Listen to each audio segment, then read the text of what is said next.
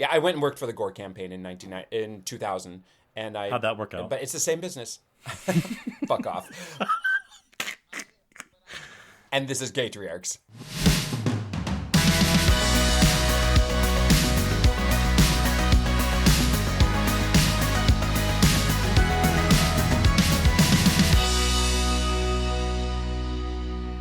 So my son, for a couple of weeks, has been itching his butt in a way where I keep saying to him, hey, like, what are you doing? He's like, my butt itches. I'm like, do you want diaper cream? He's like, no, that's for babies. I'm like, well, let me look at your butt. He's like, no. So I'm like, fine, whatever. So this is how it goes for a couple of weeks. Finally, one night in the middle of the night, Emmett comes to our room and he's crying. He's like, my butt hurts so bad. And I'm like, what is going on with your butt? So I there's nothing on his butt, but he's like scratching it. So I like send him to bed. He goes back to sleep. And in the morning, I'm like, I need to Google this. So I Google this and Google tells me, oh, your son probably has worms in his butthole. And what those are little white filament looking things sticking out of his butthole that wiggle and move. And the internet tells me I need to get a flashlight, peel open his butt, and look at it at night and see if I can see worms coming out of my son's butthole. and that is when I said, I'm done with parenting. That's it. I've reached the limit of what I'm capable of doing, and it is not to stare at my 3-year-old's butthole in the middle of the night with a flashlight to see if I could see wiggling worms coming out of it. Listen, David, you have been looking. I really think, I know that you hang on every word and every reaction I give you, and I think that you were waiting for me to be surprised by anything that you just said. Just wait, Gavin. Just wait. So the next day, I'm like, we're going to urgent care. We're going to the doctor. There's no way I'm going to, because this is Sunday. By the way, my kid only gets sick on Sundays when the pediatrician is not open. Only day of the week. Anyway. Of course. So the morning before we go to the pediatrician, I'm like, let me look at your butt. And I notice above his butt hole, excuse me for being crass, is like a little red sore. Like it looks like a sore. And I'm like, oh, that must be what he's scratching. I wonder if he like cut it. It's a cut. It's something. So we go to the pediatrician and we say, hey, this is what's been happening. He's been very itchy. He has this little sore above his butt. And the first words out of her mouth was, that's probably strep. I said, like strep throat? She said, yeah. But strep butt. She said, if you put your fingers in your mouth, which my son is a finger sucker, if you put your fingers in your mouth and then you scratch your butt, you can get strep throat of your butthole. So she took a strep test and like did it over the area, and it was positive, Gavin. My son had strep of the butthole. That I did not know. So I did not know that either. Now, obviously, you can put the pieces together what happened. Now, everyone in the house has strep throat. One of us has strep butthole. Wait, does he have strep throat, though? So what had happened was he had strep throat. He got us all sick, but he was like scratching his butt with his streppy fingers and created this like little thing. Yes. And luckily the doctor was super nice, and she was like, oh yeah, this is so common. And I was like, I'm 43. I have never heard of this in my entire life. Neither have I. I'm way younger than you are, and I have never, and I have, just you wait. I have older kids. I've never heard of strep butt. Strep butt, yeah. And guess what? It's coming for you. So anyway, so that was my week, which was really exciting. And then last part of my little bit of rant, and we're beyond buttholes now for those of you who have been holding your breath, is that so I got antibiotics. Everyone, like the adults in the house got antibiotics in their little pills, like we've done that before. And the kids get like a liquid, right? And so what really fucking pisses me off is that, so my daughter, who's 1, has this. My son has it. And, let's say it's 5 milligrams per time you get it, right? And they're like, take it, let's say 10 times. I'm just doing really rough math. So that's a total of 50 milliliters. The prescription will be for like 50 or 55 milliliters. I'm like, you motherfuckers have never had to give a child medicine, which they, especially the baby, will spit out or she'll block her mouth or whatever. I need backup to have to do refills to give her the 5 milligrams. Two times. So all yes. of those doctors out there, when you're prescribing a liquid medicine for somebody under the age of 4, can you give us a little bit of fucking wiggle room so I can give my son the medicine he needs to cure his streppy butthole? I'm glad that you've gotten back into parenting with the strep butts, but the pinworms, I'm telling you, a friend of mine told me a couple of years ago, it went through her entire family. Oh, God. Mom, dad, 3 children. They went to the doctor. It was actually an easy treatment. It wasn't that big a deal. It wasn't flashlights in the middle of the night, luckily. But she said that the doctor said, listen, I'm glad you've got this because this is science. This is what human beings are supposed to be. We're not supposed to be walking around completely sanitized because if we do, strep is going to kill us. So luckily, strep hasn't killed you and your family. But the fact is, no, nobody wants to have white worms in their butts by any stretch of the imagination. The idea of feeling a wiggling worm in my butthole makes me want to walk into traffic. Like, I cannot explain to you. The idea of like the crawling out, little teeny things crawling out. I am done. You're I'm like, done with parenting. I'm done with parenting. It's it. I can't do it anymore. So anyway, that was my week, Gavin. How was your week? Well, okay. Hopefully you're not going to hear me talk about this too much because everybody's going to get really sick of it. But I am solo dadding right now, which is great because my partner is super, super lucky. He is a musical composer and he gets to fly to London for a month to work on a show, which is awesome. And we've done this before.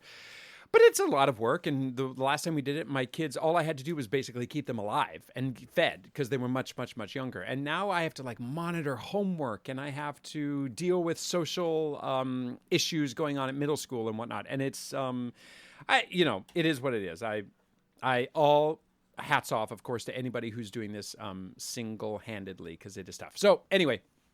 But also, all I ever hear is complaints from my kids also. Nothing's ever good enough. Nothing's ever hot enough or cold enough or tasty enough or sweet enough or whatever. And so once again, I found myself last night as my kid was saying to me, I wish we lived in that house. I wish we lived in that house. I wish we lived in that house. And I had it. And I'm like, when is it going to be enough that what we have is all that we need, and we don't want more. We don't have to have more. And we live in a world where rights are being taken away from gay parents and trans kids. And like, all my kid wants to do is be on TikTok all the time. And I'm like, and meanwhile, can you just pick up the wet towels off your floor? And it feels to me that there's a lot of tension in our house. And I think my younger kid is like, can you stop fighting with my sister, please? And I'm like, oh, geez, now it's coming. The advice from my little kid is that I am fighting too much. But, it is, it doesn't let up. And I'm like, but how do you teach your kids to pick up the towels off the floor if you're not like nagging after them the entire time? Anyway, there's a lot of nagging going on, but you know what? We do always say goodnight on very good terms. So it's not a failure, but I am, it's a lot. It's all a lot. Never go to bed angry. Yeah. Do you ever go to bed angry? Do you and your husband ever go to bed angry? No, we're not really fighters, but I have to override the caveman part of my brain that would like my son is being an asshole before bed, that I don't just say, fine, like the beast from Beauty and the Beast, then starve and like slam the door. Like that's all I want to do. And I've never done that because my husband is a better person than I am. So he always like chooses the high road, and I always feel guilty that I don't.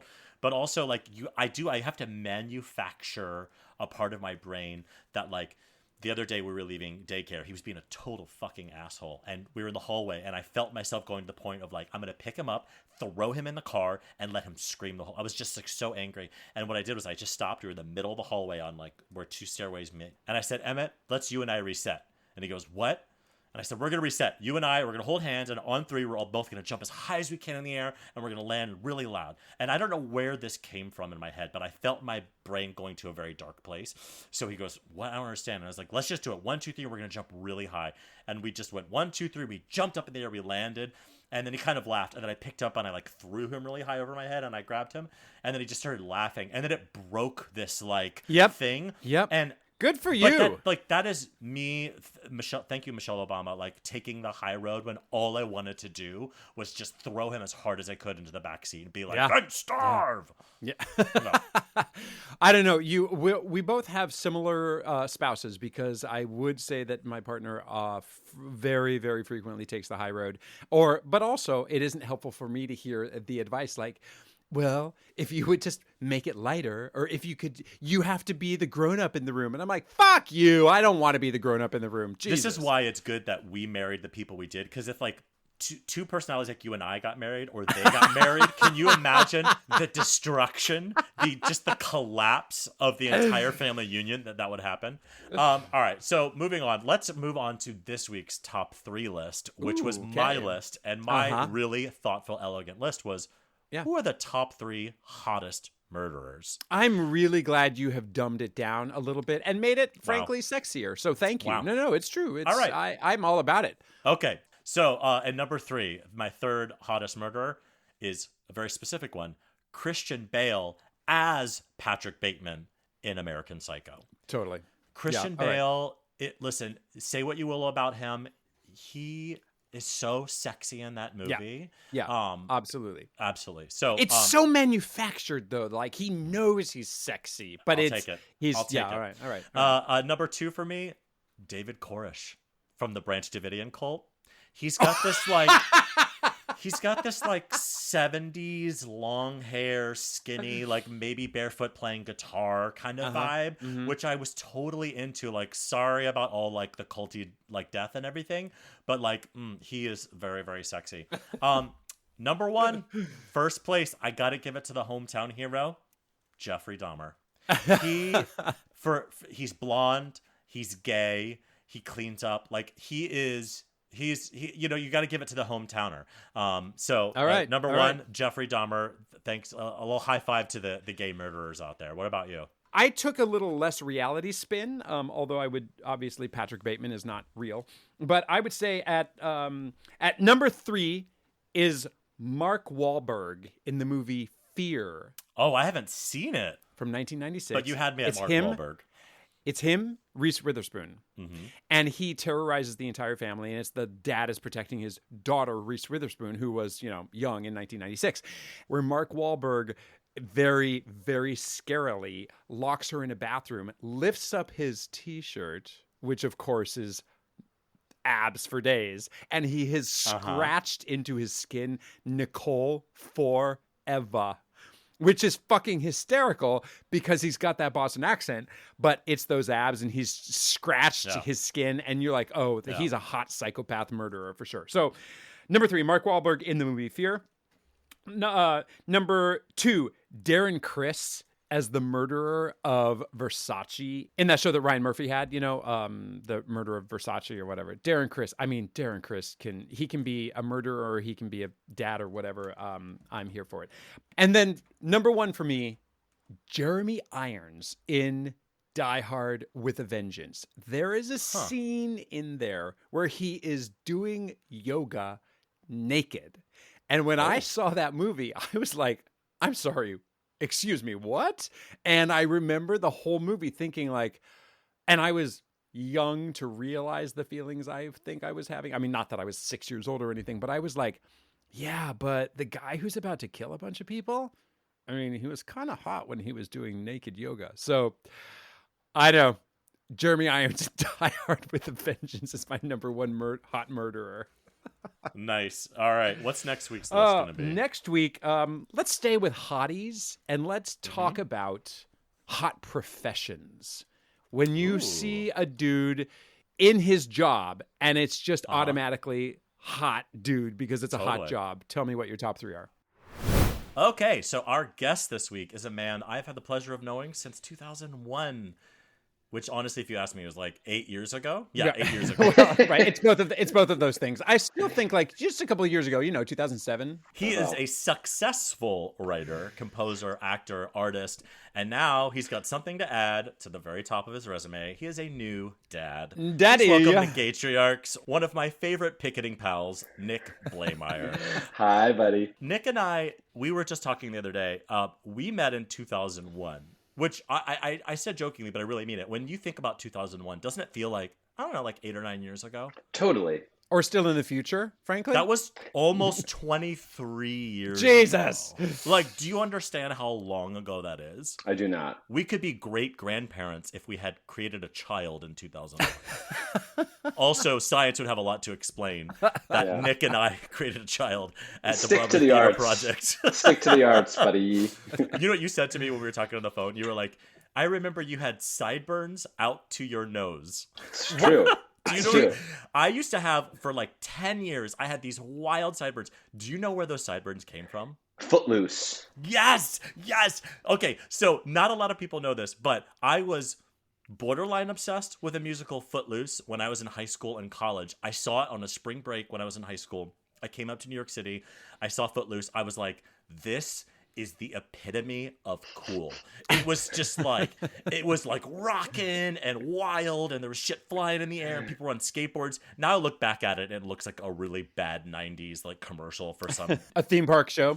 Yeah, totally. But yeah, I was obsessed with it. And so the lead, Gavin, Jeremy Kushner, Jeremy, I hope you're had- listening, and we will definitely have you on. had sideburns to his mouth, and I literally On was like, purpose? Was that On an purpose. artistic Well- choice or well, I an mean, it was artistic cool. accident? yeah, I don't know if it was like Ren McCormick or if it was Jeremy Kushner or some sort of like middle ground. But so I was like, I'm gonna fucking do that. So I did that, and then that was my identity. You for a leaned good 10 into years it. of my life. Oh yeah, You no, it arrived was in- my entire identity. Yeah, You arrived in totally. New York City with sideburns to Okay. In Anyway. multiple headshot sessions, you can see them. Oh my God, You know what? Wait. Do you know when I got rid of them?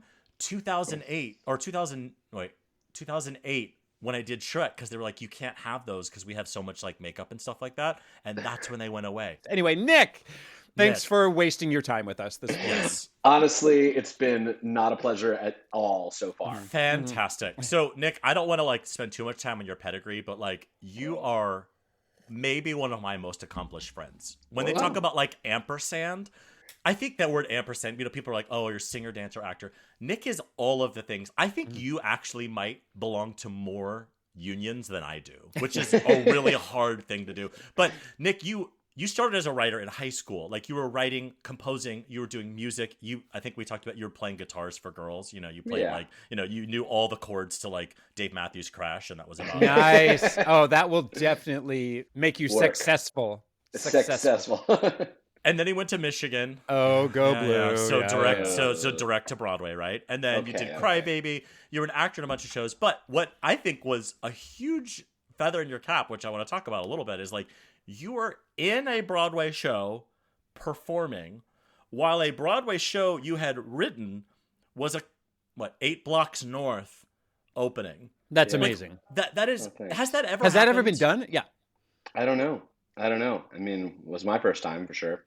I still am like that. I feel like you're talking about somebody else. Speaking of 2001, right? Yeah. I'm just like, there's no amount of you telling me that actually occurred that feels real, despite the fact that I have like pretty crystal clear memories of like trying to navigate that. And like I was living with a mutual buddy of ours, Ryan Watkinson, who is a childhood best friend of mine, who was actually the subject of one of the characters in the Broadway show that I wrote, Glory Days. I was living with him doing Crybaby on Broadway at the Marquee.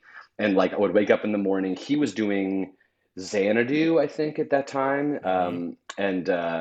And it was just like a total dream come true. And in some ways, I think we've talked about this, David and Gavin, I'm sure you have, some sort of equation for this as well, that, it's a funny thing when your dreams come true, because then it's like, well, now what? Yeah. And I think in a lot of ways, parenting so far has been like, oh, maybe this was what I was really waiting for.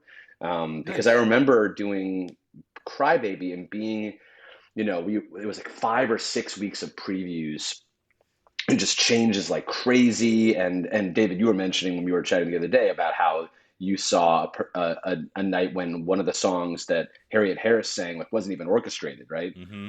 I mean, there was a night when James Snyder, who played Crybaby, was reading lyrics off of cue cards in the wings to his "I Want" song, because David Jaberbaum from The Daily Show was changing stuff so often because he had like the TV mindset. Mm-hmm. But I remember doing that, like the 20th or 30th show and being like, okay, you know, I feel like I get this. Now I feel like I've been through this. And, you know, in a lot of ways, what I learned in that moment is that doing that Broadway is more about maintenance than it is about accomplishment. Like the accomplishment is like getting there, and there's such a holy shit to that I still kind of also can't believe has actually happened. Like I still Totally. feel like the guy that I was when I met David at Broadway Theater Project, Anne Ranking's summer theater program in 2001, when like that was the only thing on either of our minds. Mm-hmm. And then, you know, it sort of evaporated in once I got there. It was like, oh, actually, this is about like maintaining your health so that you can repeat your performance night after night after night after night for all these new audiences. And that was just like an eye-opening moment of like, oh, was that what I was after when I was a kid, or was it like the rehearsal process actually? The creation. That's what Yeah. it is. And I think that is the like kind of limited view you have from that side, is you're like, oh, I'm going to be on Broadway. I'm going to make this thing. It's going to be amazing. But you don't realize exactly what you said, that the experience of being a professional on Broadway is about maintaining a product visually, emotionally, everything, and consistency, especially when you get a show, a government show like Wicked, like those shows. There's no like artistic, like they're like, no, this is what the product is, and you need to don't recreate that change. product every single night. Don't evolve, don't explore. No, and I think absolutely that's complex, because it's like this is also the peak of American theater, and so I think that was a really interesting moment. And doing Glory Days also was, because I think that it's like dictated every choice I've made since, about just like wanting to be making stuff that feels, you know, personal and intimate, and then going back to this new project of parenting that I know you're both familiar with, this feeling of like, oh, I'm having like profound experiences every minute with a person who won't remember and or applaud or appreciate applaud. anything. Yeah. Well, Pay you, or pay into your pension, which is fucking bullshit. But continue. Totally. Yeah. Quite the opposite. But yeah, just the idea of like, you know, what was the audience thing really about in the first place, and like maybe these private, profound moments are, you know, are they more valuable than a crowd applauding for you? Is it a different valve? And it is. It's not. They're not equatable really, but there's something about what I learned from doing the big thing that made the small thing become more valuable. Mm-hmm. Yeah. Well, can you tell quickly the story about when you were told about Glory Days, and you were like, okay, there was one rule. They were like, you can do Crybaby and Glory Days, but what's the one rule? Yeah, you can't call out of any previews. You can't miss any previews. So I had this great conversation with Mark Brokaw, who's like just a legendary director. He did This Is Our Youth with Mark Ruffalo, like back in 1984, which is the year I was born. And he's talking to me, and Rob Ashford, choreographer, we're like at the foot of the stage, and they're like, we're stoked for you. Like, this is an anomaly. But like, you really can't miss. Like, we have a lot of work to do in these 130 weeks of previews. So don't miss. And I of course said yes. But then, you know, we're going through previews for Glory Days at the same time. And like, I'm writing the music for that. So we're making changes. And, you know, I'm getting texts while I'm on stage at preview rehearsal for Crybaby, like, hey, can we change this lyric? Or, hey, can we change this like bar of music? And I'm like, that's like a 30-minute conversation at the least. Like, we need to, you know, no, I can't answer this over my BlackBerry. I was going to say, this is even pre-iPhone days, isn't it? I mean, Oh, yeah. I know when Crybaby was, so yeah. I miss that. I miss that clack, clack, clack. Uh-huh. You know, you got a lot of aggression that way.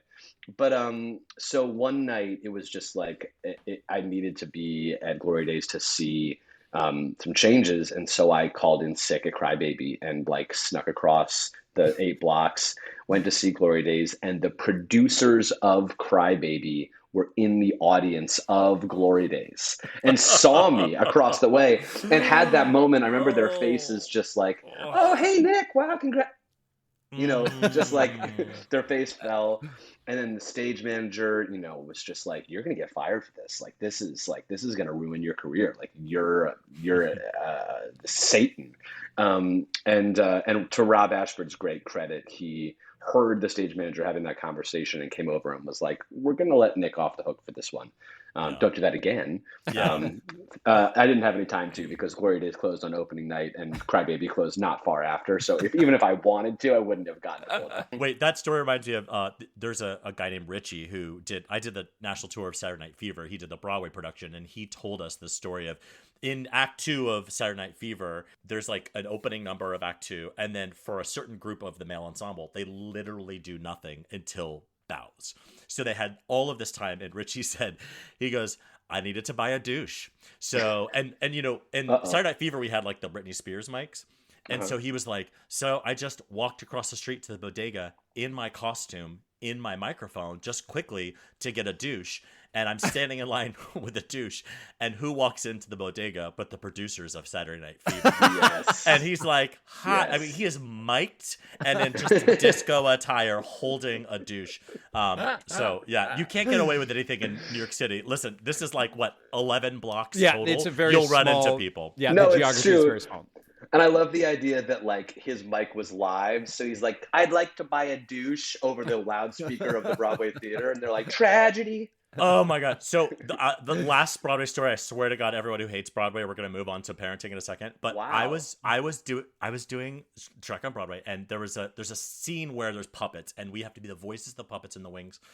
And there is a changing room in the backstage, and usually I hang out there, and then it's my turn to go out there. I go out there, I do my little thing, and it was the Lion King, right? So I was like, "Na Sabanya," which is a little problematic, but whatever. And so I'm back there, and we're all telling each other stories of, you know, like the Dirty Sanchez and the chili, you know, all the gross sexual things. Trying to that, gross like, each other out. We're trying to gross each other out. Turn each other on, whatever. Correct, yeah. So we're all like telling us like who can like outdo who with like the grossest things. So I'm standing there.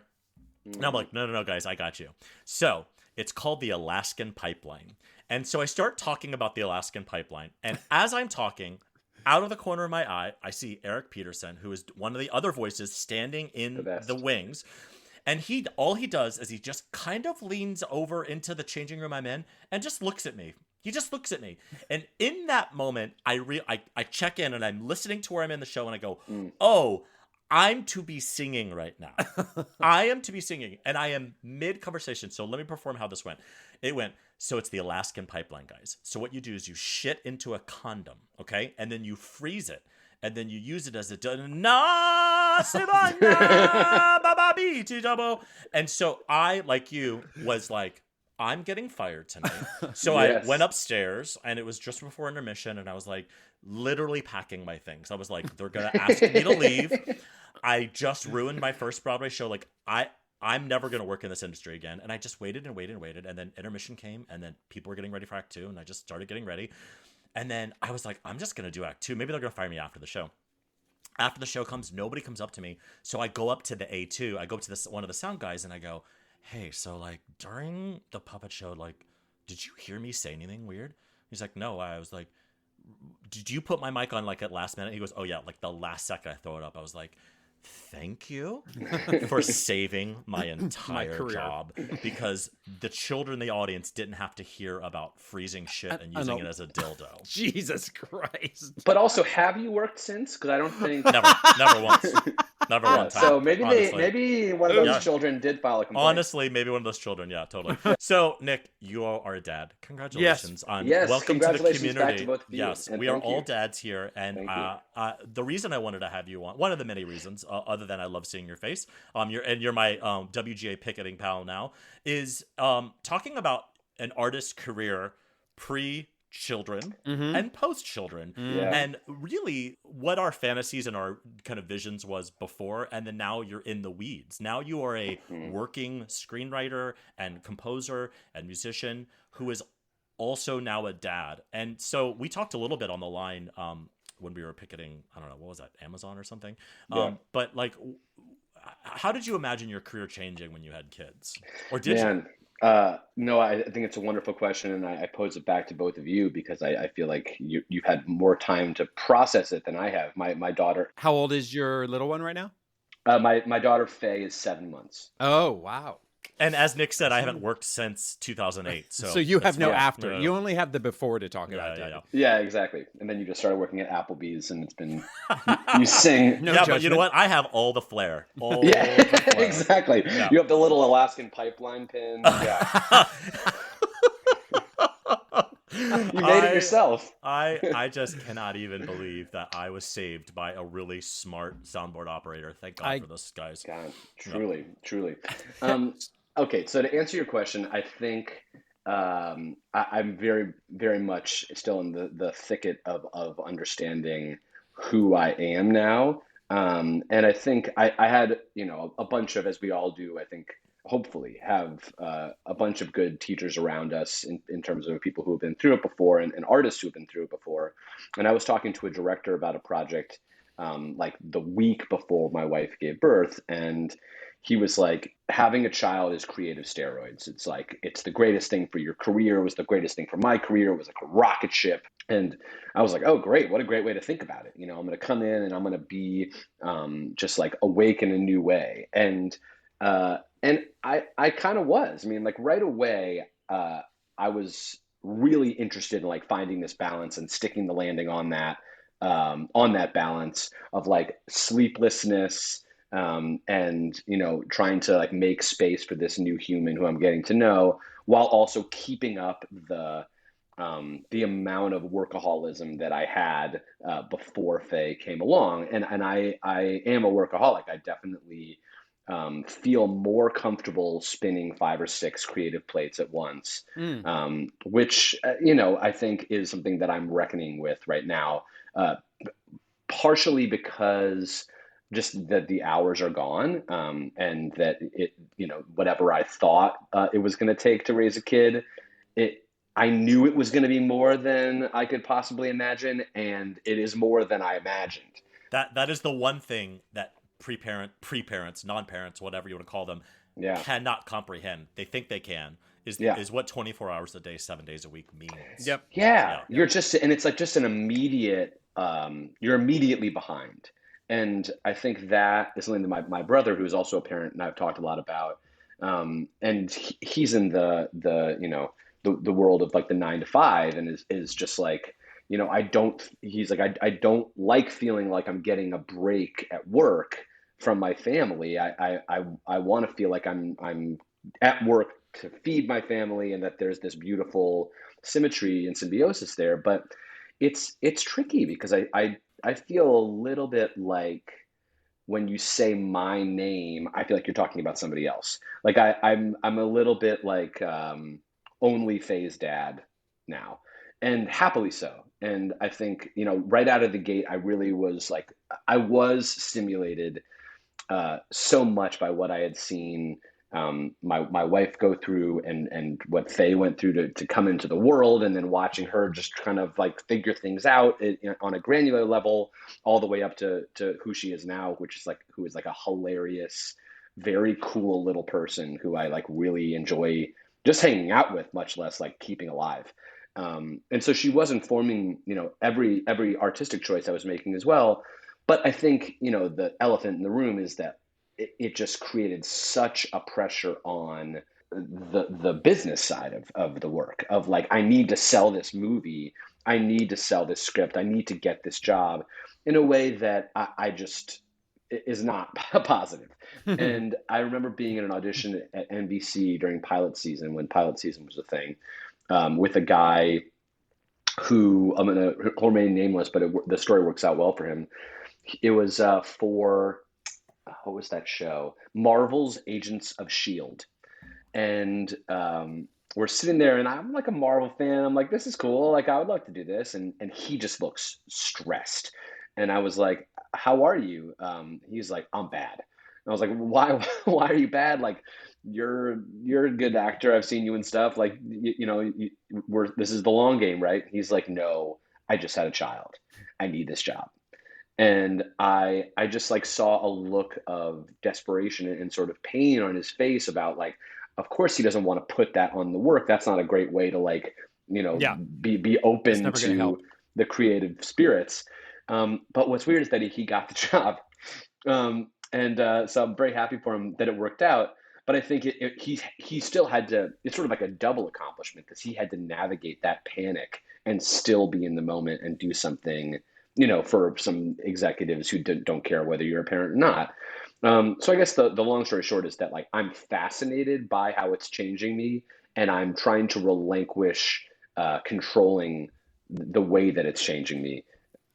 Has it helped your creative process though? Like for instance, if you sit in a corner with a pen and a paper and you just look off into the windows and whatnot, are you able to like, maybe divorce isn't the best word, but like, are you able to not think about the fact that any minute now Faye's going to wake up from his nap, and frankly I should probably be folding that laundry over there, and my wife needs a break and I need to be able to do this, that, and the other, but also I need to like fill my creative soul? Are you able to separate them and feel, as opposed to cranking out product, are you able to sit there and be philosophical and creative?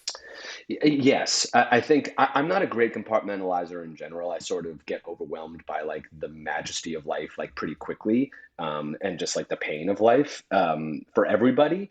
But I think one of the smart things and one of the privileges that my wife and I were afforded by the work that we'd done previous to getting pregnant was that we knew that the office in our apartment was going to get turned into a nursery. So we rented a little office space that I'm in right now. Mm-hmm. And so like actually physically separating myself feels so important. Like you can't smell shit and write a beautiful screenplay. No, is the rule. That's correct. That's correct. Even if the shit is on the collar of your shirt and you're like, is that my shit? Wait, can you see my collar right now? This is baby drool from holding her on my... Yeah, no, it's like legit baby drool on... I mean, what you were saying, Nick, I think is also going back to the art side of it, is like we were led pre-parents by the art. We were led by the inspiration, by the art we wanted to make, and that kind of led us. And then when you're putting it now through this filter of like, this art needs to pay the bills, and it always needed to pay the bills, but that wasn't the way you kind of put it in your brain. Right. And so now the pressure of like make the art to pay the bills feels a little, it's a little more intense, and then it sucks a little bit of the joy out. And I will say that you saying having that separate space is so important. One of the lessons I learned, and this was about texting, but I think it still relates, is like either be fully in or fully out. I would try to like answer a phone call or do text while I was playing or doing stuff, and it just made everyone miserable, versus like either be fully invested and don't even think about it, or be out of the room, don't even talk to your kids and be doing something totally different. And I think that has saved me, and I think that it sounds like that space that you have is doing the same kind of a thing. I relate to that totally, and I think the flip side of the intensity is an intensity of focus, because you know how privileged that time is to be away. And so I do. And you're wasting it with us, which is well. That's your fault. I feel so I felt too guilty to say no. You'll never get this 30 minutes back. Sorry. It was really for Gavin. Yeah. I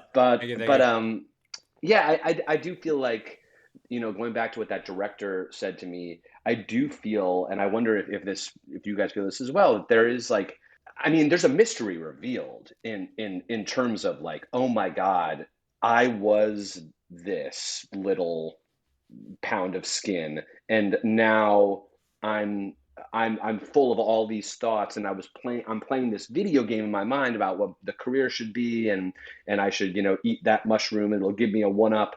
But like I know now I'm zoomed out so far into the like miracle of existing at all, and that's the thing. Every time my wife comes out and brings the baby out after they've been breastfeeding, or she's been breastfeeding in the morning, and Faye just is like, hi.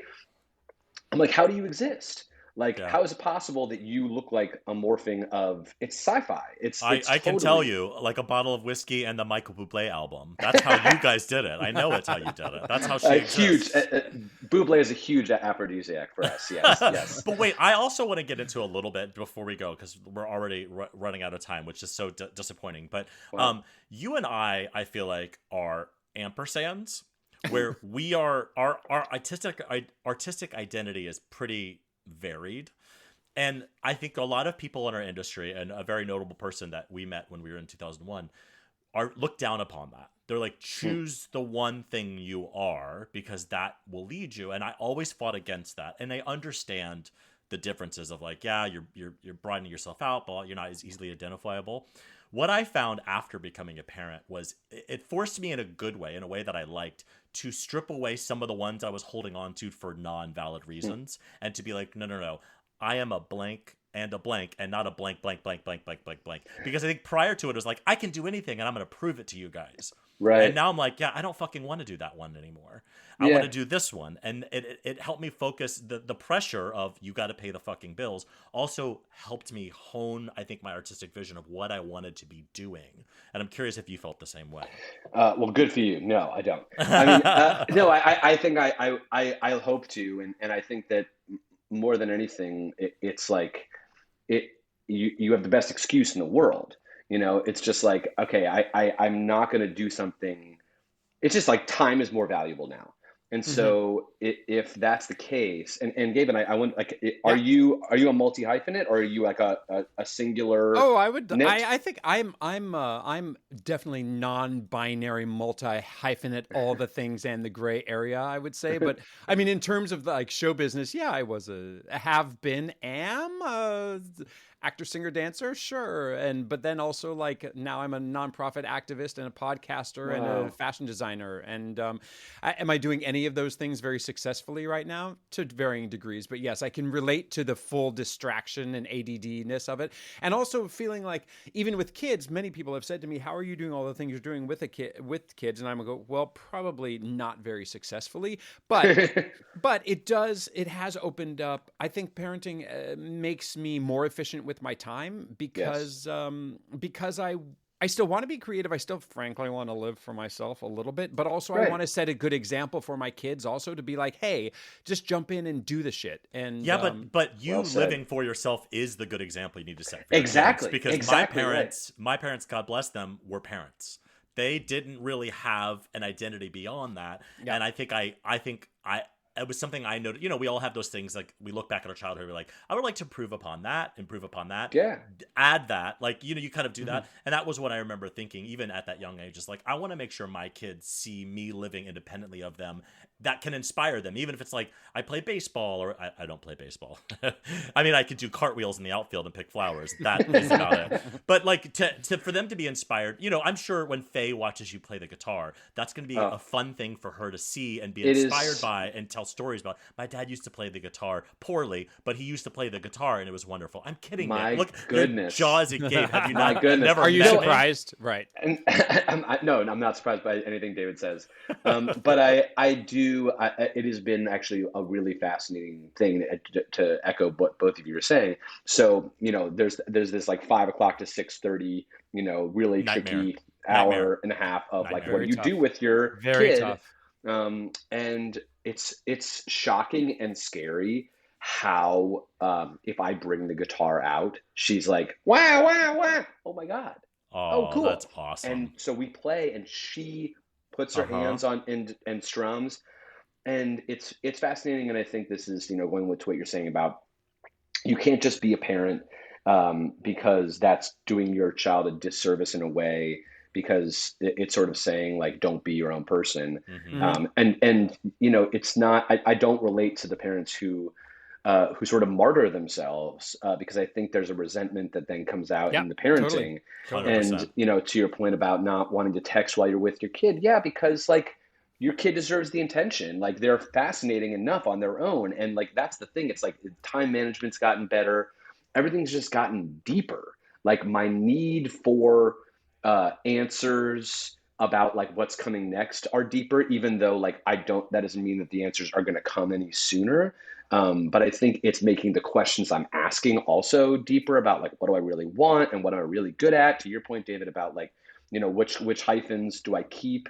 And I think it's just like, these kids deserve to know that, you know, their parents are all of these things and that they can be them too. And that like, when I'm playing the guitar for my daughter, I'm not like, you need to be a guitarist. Like, I think the whole idea of being an artist, having kids and knowing how hard show business is, and then sort of trying to like share the joy of art with your child, which is such a means of communication for, music and rhyming and all of the ways that you kind of get kids to understand communication, is such a delicate balance, because I'm not trying to teach her that like she needs to do this, in order to make me happy, or she needs to not do this in order to make me happy. Like that's I think it's thing. about being a full person.